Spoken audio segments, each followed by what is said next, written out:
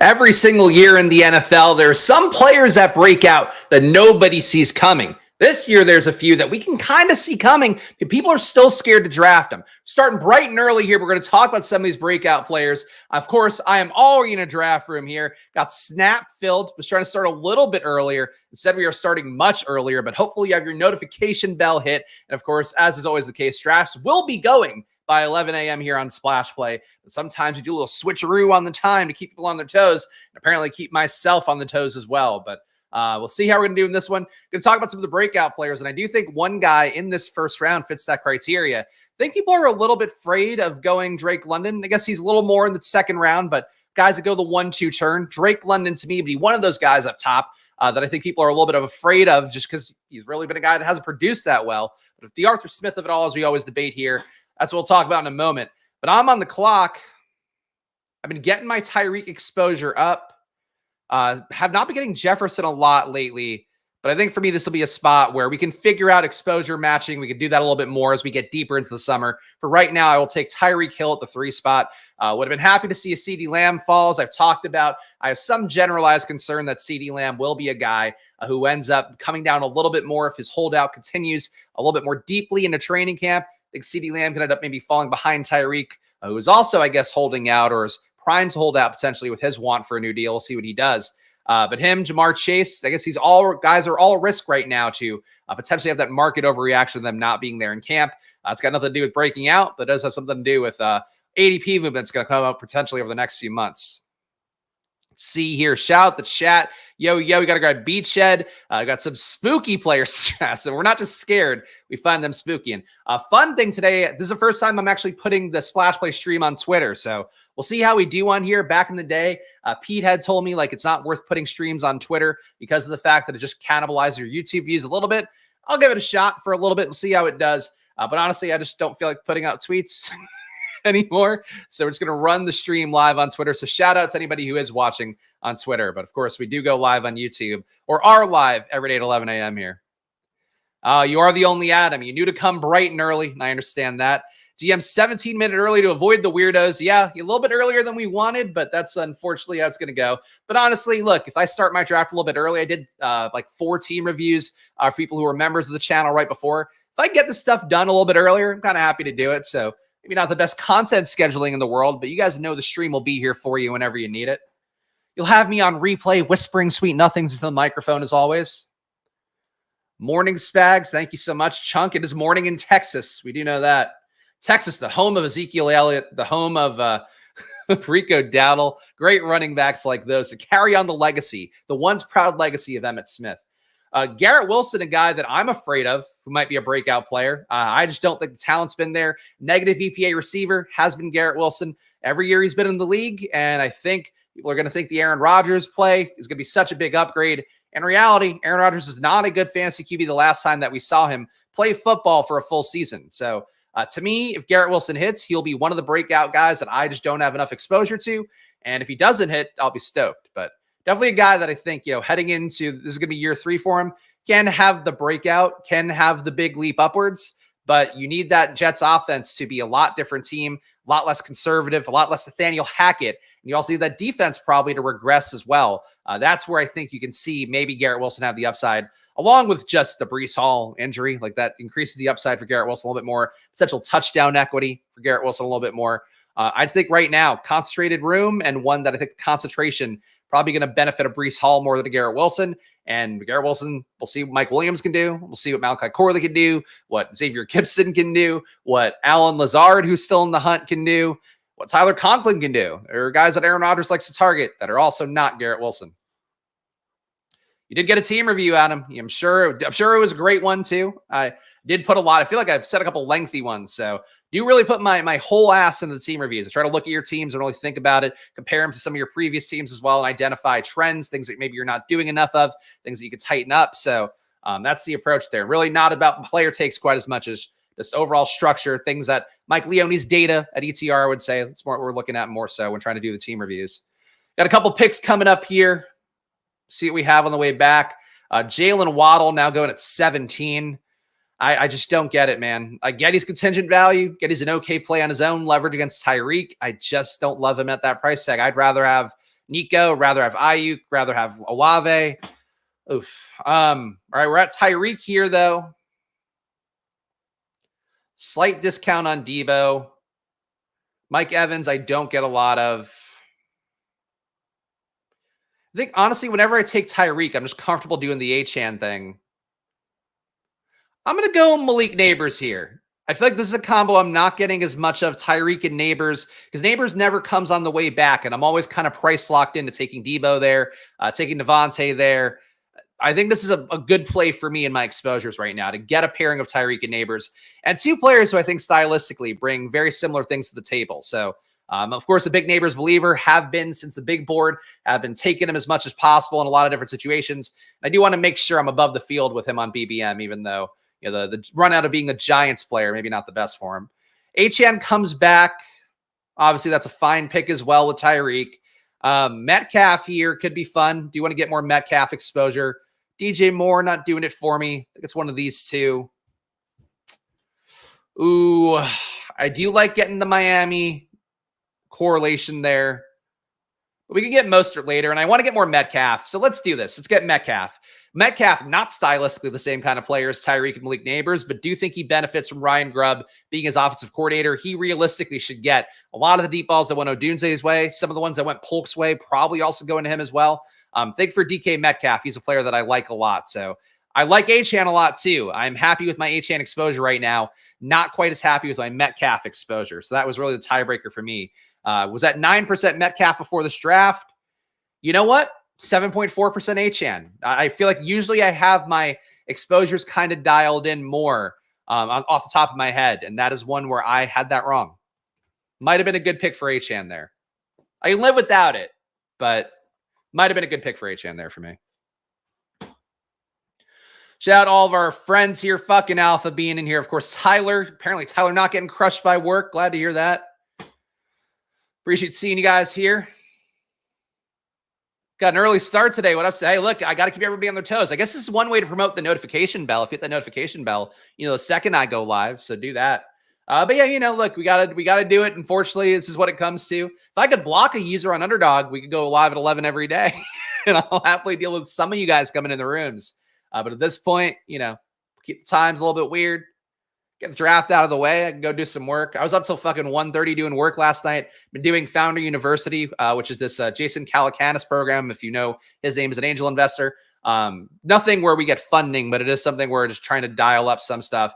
It was a really good class last night. The downside is the class went to 10:30, but talking about how you put together your numbers, about your addressable market and stuff that you kind of have in your decks, which frankly I've struggled with the betting side because there wasn't a lot of great data about how many sports betting data apps are out there and how much, like how much money they're making overall. So basically, helpful class and all that. But then basically, because I'm doing a class late, I'm up doing work because I get then my brain starts going. I get a little motivated. I was up doing work until 1:30. So like a weird headspace right now, like a very productive one, I guess. But definitely one where I'm tired. Tired as well. Spags will like when we come in his rooms. That's fair. Yes, don't come in my room with a CUM especially. Very early start today. Look, what am I going to do? What am I going to do? It was a snap fill, and I was putting it a little bit early. But this is what we're going to do. This is what we're going to do. I be prepared for anything. The wild card Spags. He might start a stream at 11. He might start a stream at 10:40. He might start a stream at 10:51. Ooh, the madman. The Riddler of Best Ball can start live whenever he pleases. Riddle be this cat who was afraid of the big black bat. I don't have a joke. I just kind of wanted to say it once we're committing to the Riddler bit. Dalton Kincaid at 38. That's an aggressive price tag. I think I've seen this guy in some of my weird time rooms, and I'm happy to have him in rooms. The Josh Allen, Dalton Kincaid combo that some people get at like 45, 52. He's going, hey, let me get him 3-4 turn. So it's a move. I guess maybe the thing is you're not getting Kincaid at that spot, but sometimes people get Kincaid at 59. It's not the most frequent, but people do get Kincaid back here too. Don't think it's a good move. I could see why he might think it is a unique move or an interesting one. And to his credit, week 17 correlation with Buffalo Jets. So I guess, look, maybe there's more going on here that I'm shitting on right away, but Kincaid at 38 feels rough, man. I love Trey McBride. I take him at 39, so I guess not that different of a bet. Something told me you would start early. Glad I hopped on. The Lord was in your brain. He's like, this Spags is going to, you can't keep dealing with this fucking guy in all his rooms. Divine intervention. Voldemort does ruin it. The Owens knows. That's why you're a regular. Still want Kincaid over Pickens and Higgins, CBH. I mean, those are two guys I don't like very much. I would not want Kincaid over Tank Dell. I would say that. Especially because, oh my God, Andrews at 43. This is a fucking, guys, this is why, man. This is why I'm fucking doing random timings for rooms. Andrews at 43. I love McLaurin. McLaurin at 44 is a little bit wild too. This room's out of pocket. I want rooms that are out of pocket. Much like the Kendrick Lamar song, N95. They're out of pocket. Oh, they're out of pocket. All right, 0030 here. I mean, Jalen Hurts at 46 feels pretty good. I don't know what it does for me, really. Got fucking wide receiver got bled out. Keenan Allen would actually be a decent pick here. Let's see what comes back. I think the Devontae Smith drafter is on this side. Yeah. I'll give him, you know what? I'll do a nice thing. Look, I'm in a weirdo room. I'm going to do a nice thing. This guy can get discount Jalen Hurts. Enjoy yourself layup lines. You get the cheap Devontae Smith.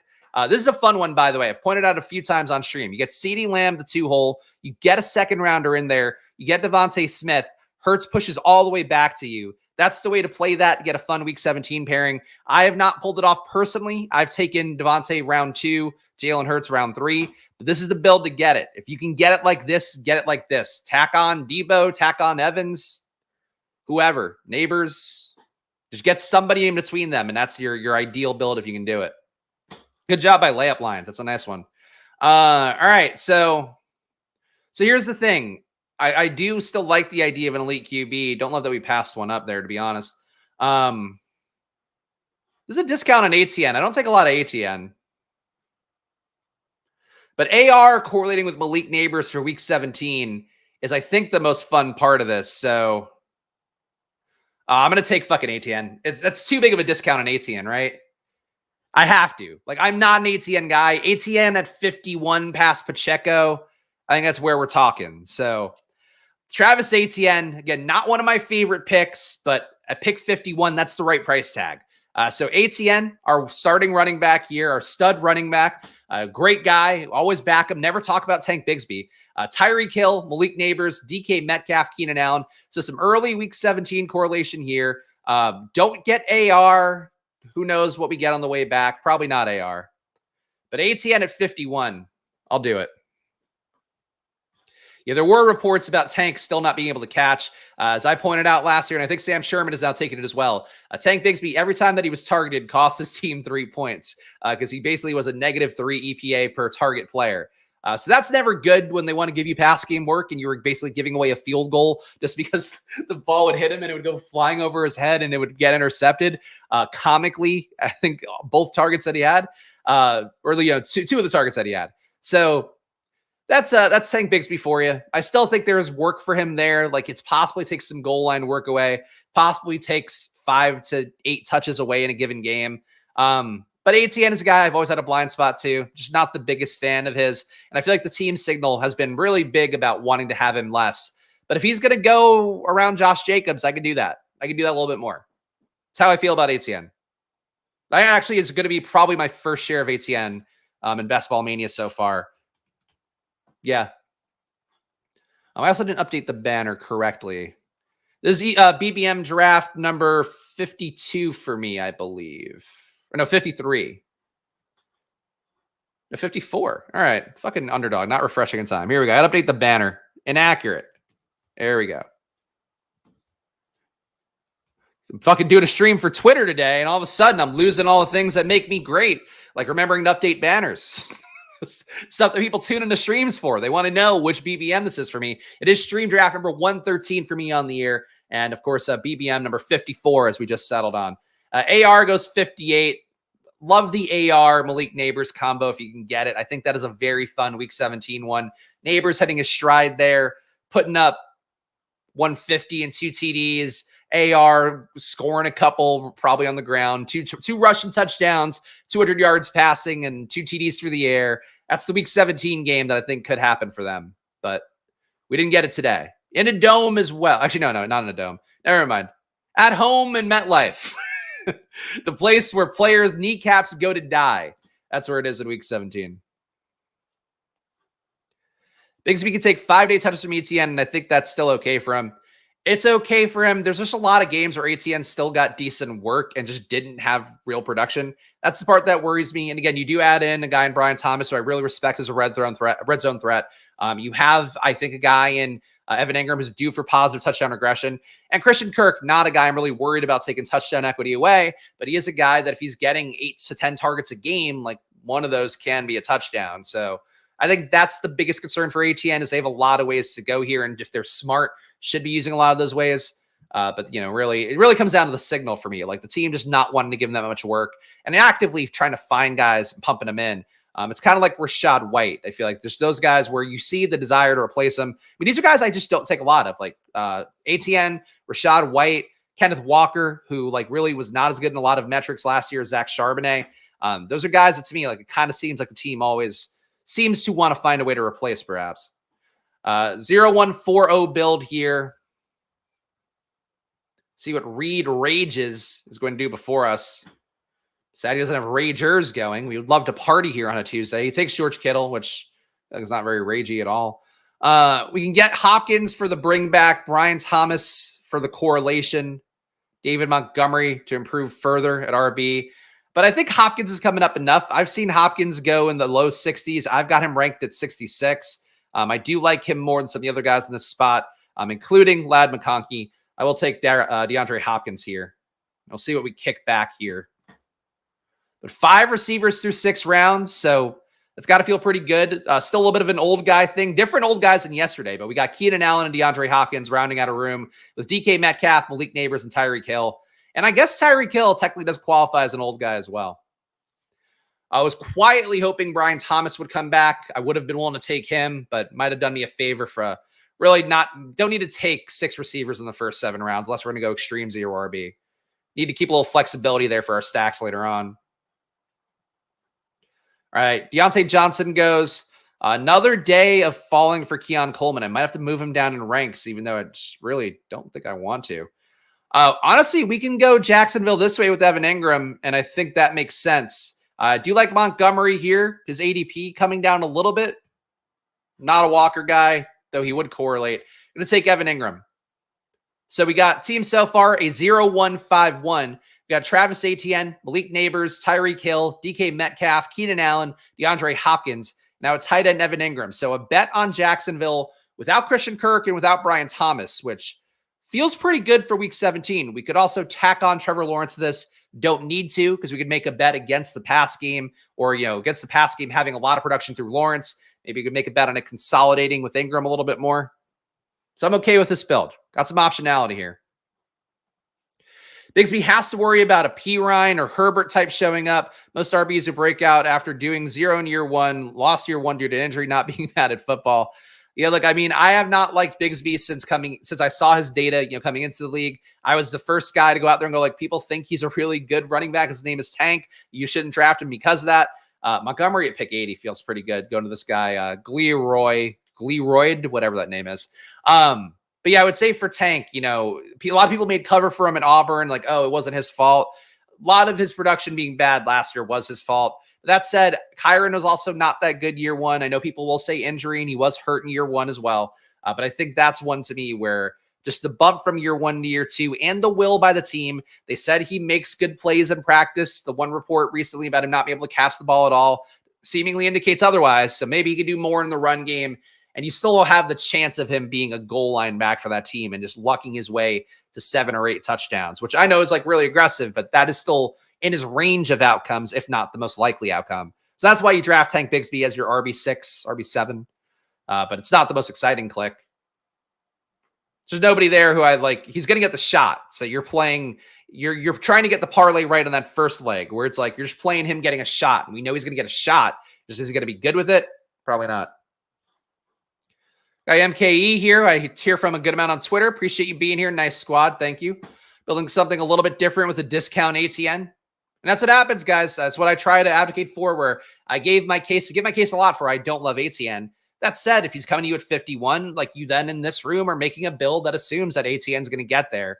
So, still not my favorite player in a draft, but if the ADP is going to be a little bit softer, we can take him. Same thing for Kenneth Walker. Same thing for Rashad White. Guys, I just don't get a lot of. The 4% comfort blanket of exposure is what we're going to have. Trademark Jacob Sanderson, I think. I think he's officially trying to trademark it so he gets revenue from it, whatever ones they sell through ship chasing. So full credit to him, of course. Bigsby was also going to be used a lot last year because he was bad. The point, but he got used. So that was the point. It's like you're making the bet on him being used. The bet on him being bad or not, it's a coin toss bet. I don't know. I think with what we've seen, it's safe to assume he's bad. That said, they clearly see more in practice that indicates he's not bad. So, what do you do there? To me, it's like the same case with when they had James Robinson starting for that team. And it's like they saw in practice that they didn't want to give ATN a lot of work. And they thought that James Robinson was equivalent. Then they played some games out and saw, all right, James Robinson kind of bad. And then they go to ATN. But their intent is to not give ATN 20 touches if they can do it. So just read the intent for now. And then, play both sides of it if you think Bigsby sucks. Draft Keelan Robinson if you think Bigsby sucks. Hero RB. It is a Hero RB start technically. According to the beat writers, Bigsby is worse this year than last year. I saw the pass game being worse. I don't know if they said overall he was. But, again, it's beat writers at camp. I'm still making the bet. On him. Because they're making me defend Tank Bigsby. In the one stream, I take Travis Etienne. But I mean, look, I'm happy to hear that all you guys love him. Etienne, not one of my guys. And probably never will be at this point. But in this room he is. Guys, if you're watching live right after the fact, new drafts going off at 11 a.m. Sometimes they start a little bit earlier. Sometimes they start a little bit later, usually earlier. Subscribe down below, hit the like button. All your support matters a bunch. If you're watching on Twitter, please hit the tap the little heart guy, make it go boop, boop, boop, and send some hearts. But also follow at SplashPlayPod on Twitter, and you'll get our content on there too now as well. At least, while we're testing it out. All right, we're on the clock here. Jaden Daniels, my top pick. But this kind of build does not make sense for him. Does make sense for Raheem Mostert, so we're going to do that. Come on down, Raheem Mostert. You're the RB2. Get some tight correlation with Tyreek Hill. Some more we can do coming up in the next few picks as well here, though we'll see what we want to do with that one. What's old Layup Line's going to do? Layup Line's quietly picking off a nice team for himself. Takes Tony Pollard like a real bastard. That's what I was thinking about doing, but that's fair. When you need an RB, Tony Pollard's there. He's that guy. I think Layup Lions and I are going to be competing for RBs a lot here down the stretch as well.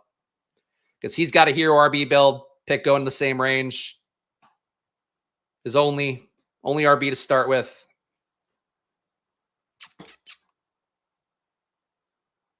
All right, Bowers goes. Tyler Lockett here to increase the Seattle bet. Brian Robinson, a guy I'm happy to take. RB, though, really bled out. I can get the Seattle double. Really give myself some optionality here.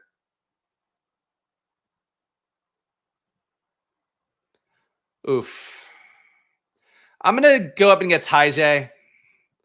Don't think Tyjae is coming back to 118. And I do think Tyjae for this build makes sense. To me, Pollard and Tyjae are the same bet, so I really don't mind coming up from Tyjae.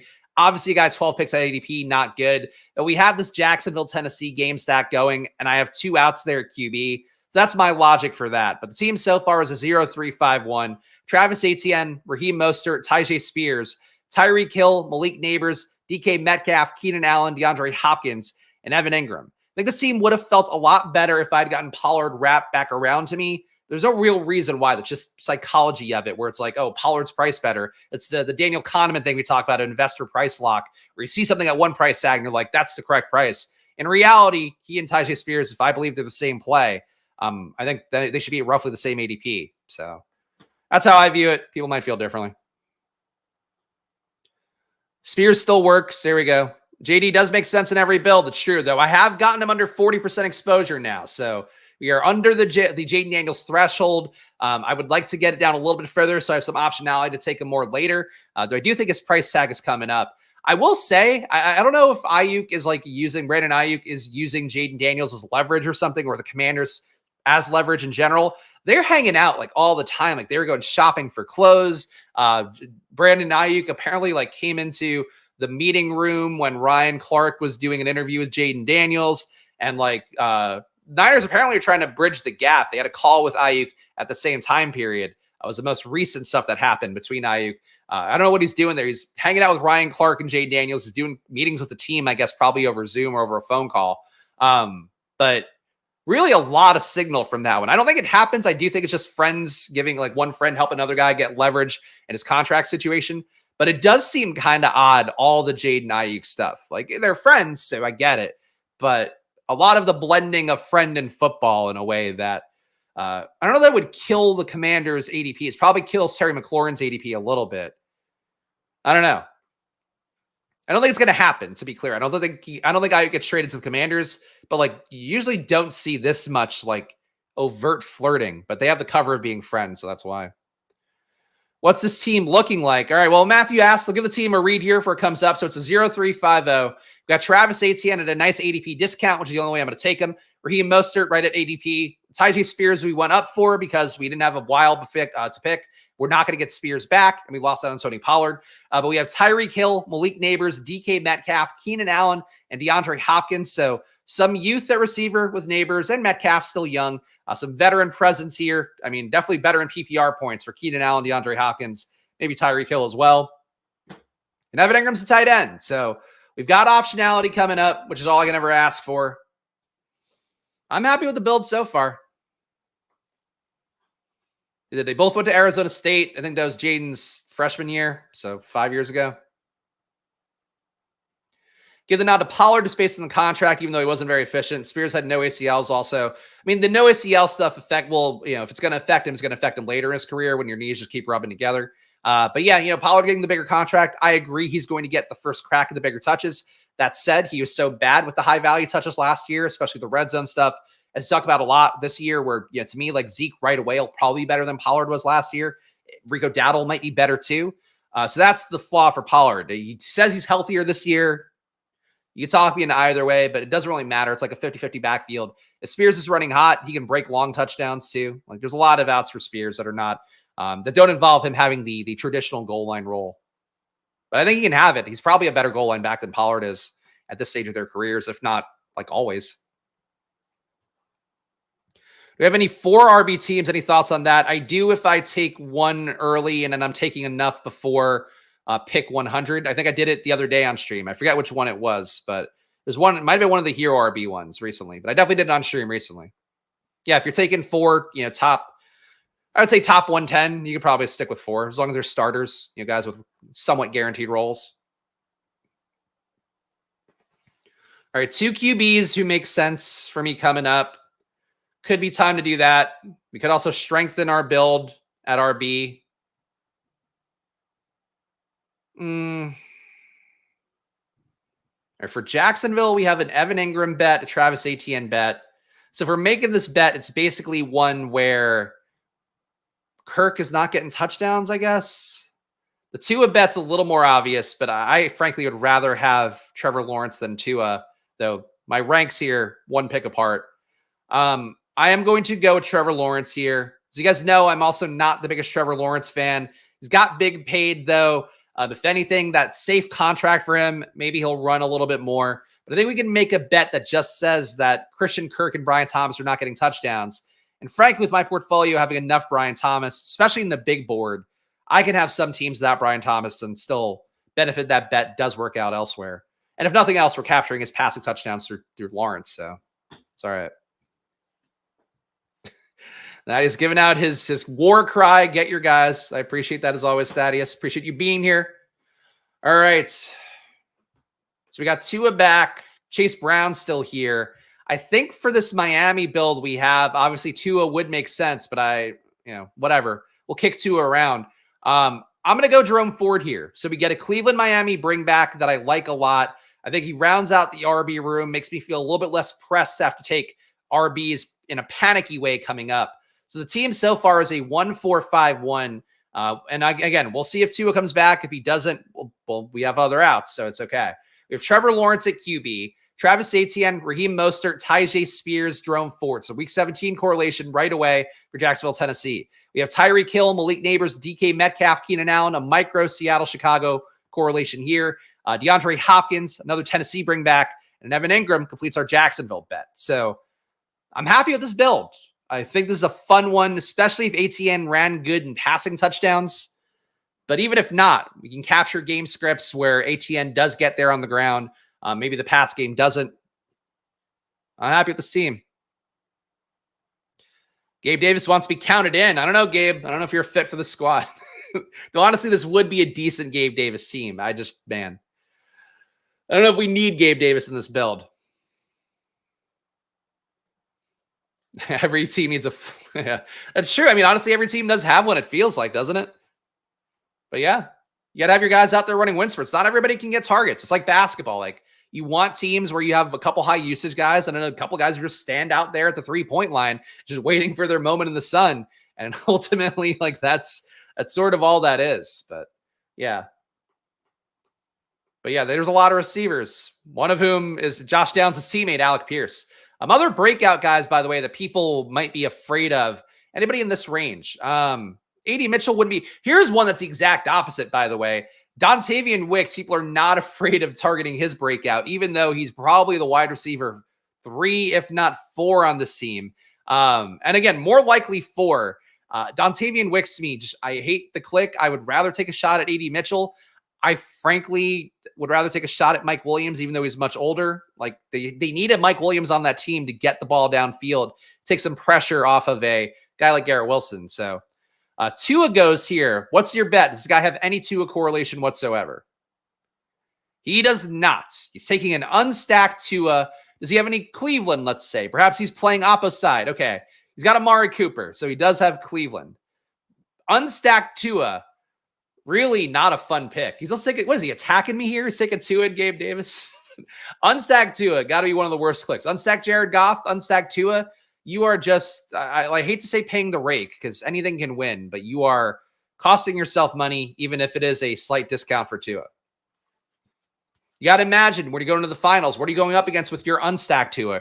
You're going up against Tua where if he somehow has a great game, you're going to have a lot of teams with Tua with Waddle, a lot of teams with Tua with Tyreek, a lot of teams with Tua and Achane and Mostert, and you're rolling in with unstacked Tua. It's like you're just setting yourself up for a much smaller chance of winning at the end if you were ever capable of that. And I think that's something that people miss a lot, and you just shouldn't do it. Jared Goff goes, all right, what's the bet here? So Jared Goff drafter have Detroit Lions. He's got JMO. All right. He does have, yeah, he's doing single stacks. Okay. The Shiva Cup holder, I would say doing better than the 12 hole. Unstacked 1.5 million at a huge discount, or 3 million, yes, for Fareed's team. At a massive discount, not a slight discount.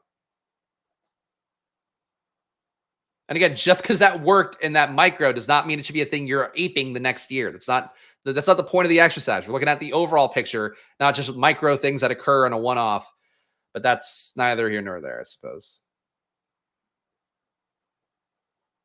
All right, pick coming up here.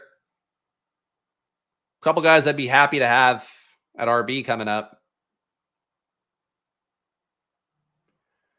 All right, so Marshawn Lloyd at ADP is never something I'm going to sneeze at here. Come on down, old Marshawn. RB5. Honestly, I think we could be done at RB at 5 now with that pick. I've got Marshawn, or I've had Marshawn valued in the mid-120s, knocked him down a little bit just because I don't want to make people pay too steep of a price tag if they're following my rankings, which of course you do get if you hit the join button down below for $4.99 a month, along with 10 team reviews a month for me and a VIP Discord. So make sure you do hit that join button if you can.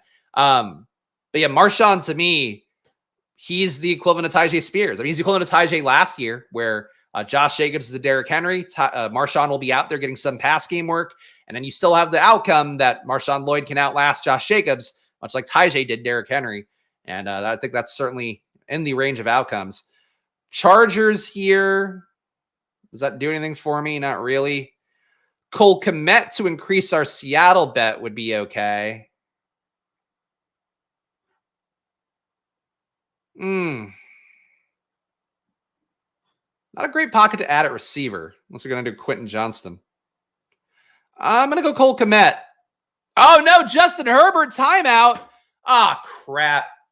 I felt like I was going to be close. All right, well, that's not great.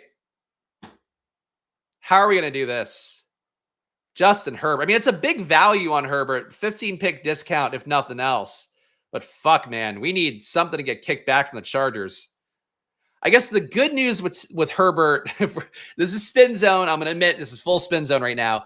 The good news with the unstacked Herbert is that we're going to be going against teams that have Ladd McConkey with Herbert, I would think.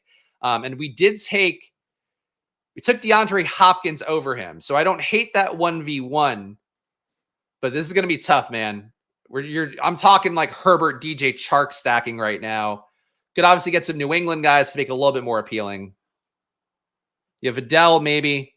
That's not a rip to this team. If you think that's a rip to the team, you might not want to do best ball. That's what I would say. But it's okay. We can cobble something together, but it's not going to be Quentin Johnston who goes at pick 151. That was just a tough spot on the board because there's nothing I really liked, and I didn't want to go reaching like crazy again. But sometimes you don't get the click in. That's true. We do have Jerry Rice's son, Brendan. A great click from the big board that really could have used any positive camp signal from him to keep taking him.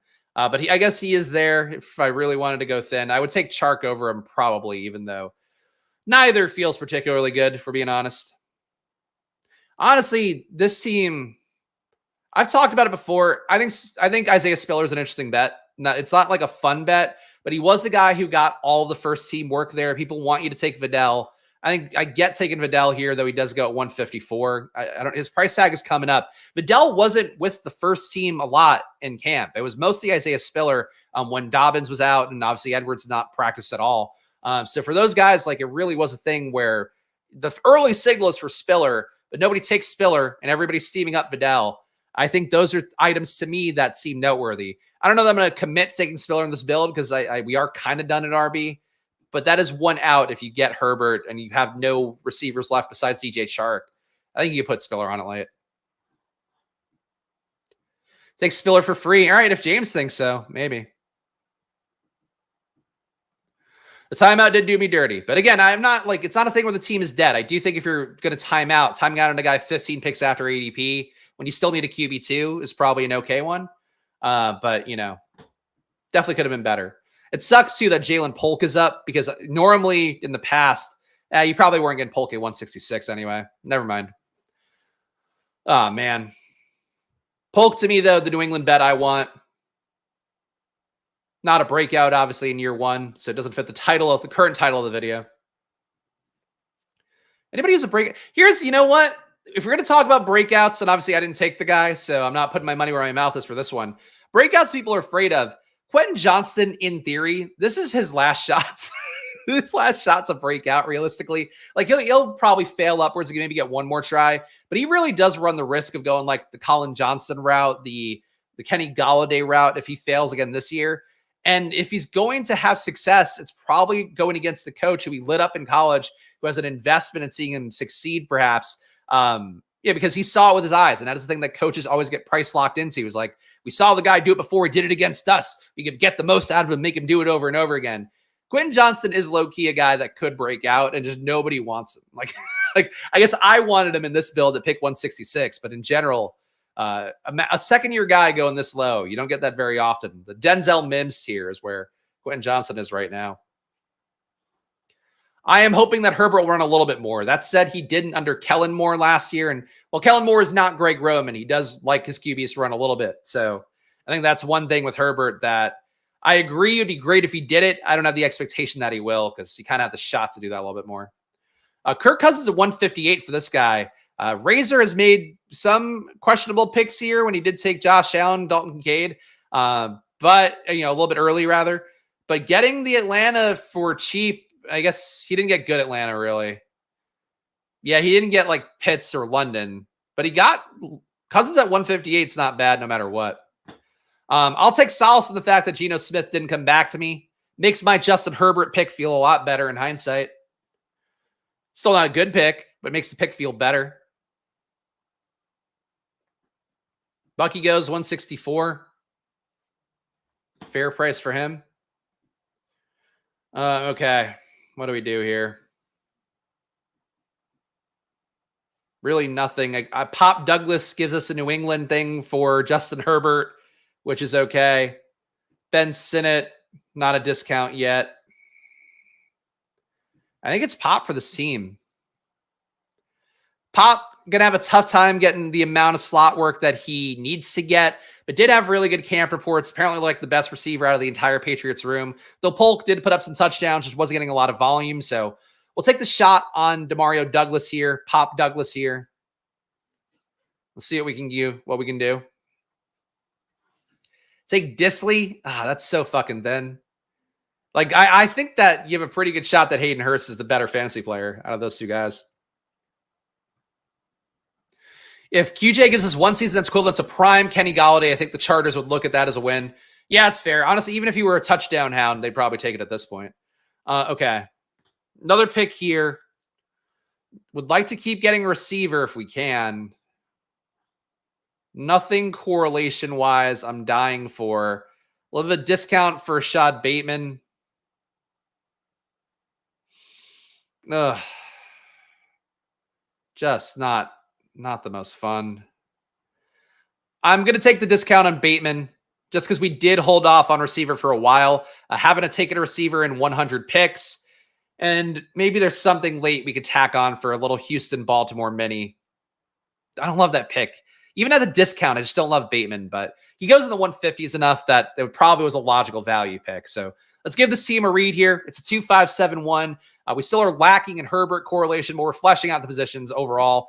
We have Trevor Lawrence, Justin Herbert at QB, Travis Etienne, Raheem Mostert, Tyjae Spears, Jerome Ford, Marshawn Lloyd at RB. And I love the RB room, getting the discount on ATN as hero RB, getting a bunch of guys that I think would look good. Without ATN there, I like how that looks. And I think that room is probably done for us, barring some nice value or something later on. Tyreek Hill, Malik Neighbors, DK Metcalf, Keenan Allen, DeAndre Hopkins, Demario Douglas, a.k.a. Pop, Rashad Bateman, and Evan Ingram. So really the only thing that's not correlated right now is Malik Neighbors and Marshawn Lloyd. Everything else has a week 17 correlation or stack partner with them. And that's okay. That's the way we should be building. So I'm all right with it. Alternate universe to me, though, if Geno Smith had come back here and I didn't take Justin Herbert, the Geno Fant pairing probably would have been what I did there. And that would have also felt pretty good. But we got to take what we can get. People really want me to take Disley. Disley's in play, I suppose. I just think Hayden Hurst has some actual juice, even though he didn't show it last year. Hit that like button. Yes, guys, if you're watching live, if you're watching on Twitter or on YouTube right now, hit that like button. Of course, on Twitter or YouTube. I have to get used to promoting two platforms. Please subscribe down below, hit the like button. New drafts are going every Monday to Saturday at 11 a.m. Monday to Friday, I do BBM drafts. Saturdays, I do drafters. And of course, I do my best to give you guys the best news, the best info. I read everything out there. I watch everything out there. And my quest to know it all about football to make up for Football Outsiders fucking me over on money a couple years back. I now must become the outsider. It's like Highlander. When you kill the outsiders, you must become the outsiders. Something like that. And of course, hit that join button down below on YouTube, $4.99 a month. You get my rankings, which I update weekly with over 275 blurbs now for all the players in the draft pool and BBM. Of course, you get 10 team reviews a month from me, where I do personally review them at some depth. Like, it's not AI doing it. I do it myself.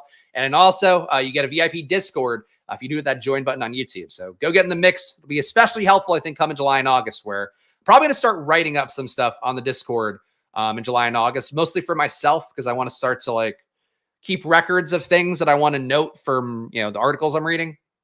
That's something I'm planning on doing in the summer once I get back from vacation and training camp is going. A lot of comments accruing here. Join the squad. Yeah, Matthew knows, one of our founding fathers here. Call me crazy for not wanting to click a guy who didn't remember who he was 6 months ago. Who are we talking about specifically? Hayden Hurst? I mean, sure. He's old and he's taking a lot of hits to the brain. I get it. Doesn't mean he can't catch a ball. Doesn't mean he can't spike in week 17. I'm also a little bit biased, though, because Hayden Hurst was one of my hidden gems. The last time I made the BBM finals a couple years ago, I had Hayden Hurst on that team. Of course, Cincinnati Buffalo didn't work out. But Hayden Hurst was a guy that gave me a lot of value that year, so I was happy to do it. So Cade Callander here doing dumb shit things. So he took the unstacked Tua before. He took Deshaun unstacked. No, he took Amari Cooper with him. All right, so that's stacked. Good for him. I got Matthew Stafford unstacked. Baker Mayfield, it may shock you to hear, unstacked. So not what we want to see in the 12 hole, but that is occurring in the 12 hole nonetheless. Tough scene for the people who are holding out. Tough scene for alternate universe me that holds out as long as possible for a QB because you are not getting Baker where you should because somebody needed 3 QBs with no correlation. I guess it's possible, but I don't know. If he's on auto, then that's the last QB he'll take because they don't let you take more than 4 now, right? Thank God. Thank God he's done. Spags mentioned Dak getting traded to the Seahawks. That'd be fun. I'd support that. All right. I see, Kyle, I see your chat. Appreciate that. Let me get it in 1 second here. 2571 build. I do enjoy the bailout that we get with Juwan Johnson at this point, because again, he's going to be playing late. That said, ADP wise, maybe not the best pick. Let's go Javon Baker. I'm comfortable putting tight end for one more pick here.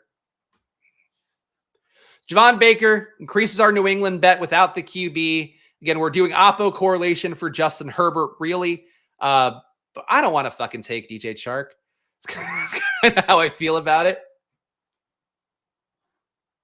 Anyway, Kyle, one of our regulars here, appreciate it. What am I capping my exposures at? Going to be a little more fluid. I wanted to come in with a 25% cap. 30's about my limit. Last year getting burned on AR, maybe want to readdress it and cap QBs a little bit lower, but I'm probably going to go to 33% Jaden. So my pure cap is 33, but I'm not going to have a lot of guys at 33. It'll be Jaden. It'll probably be like Marshawn Lloyd, maybe some Commanders pass catchers with Jaden, but even that probably won't have that. 33, though, I would say a little extreme because you're talking 4x the field on some players, but I do want to have 4x the field on guys like Jaden.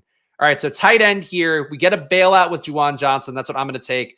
Not correlated with anything, but again, Juwan Johnson to me, going to be live for week 1 is the goal. We have 2 week 12 buys at tight end. So we have 2 things we can do here. We can take a third tight end to make up for maybe losing Juwan Johnson, who could start in the PUP list, I suppose, though all the reports are he should be good for week 1.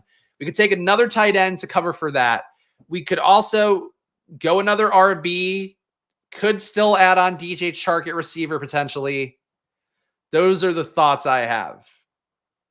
Right now, I'm thinking third tight end, but I can go. We'll see what comes back, I suppose.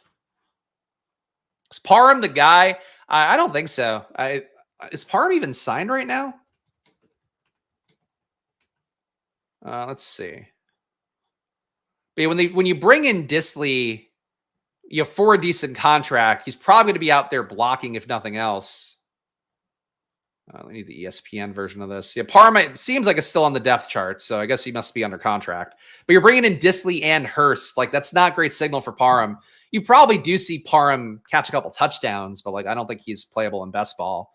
For him to be playable in best ball, they would have had to lose Gerald Everett and add nobody, or add, a Stone Smart level guy, for tight end 3. And obviously that's not what they did. They instead decided to bring in one guy who's like a proven blocker in that Seattle offense, another guy who's a vet who can block and catch passes. It's hard to get there with those many guys taking away that little production likely to go your way.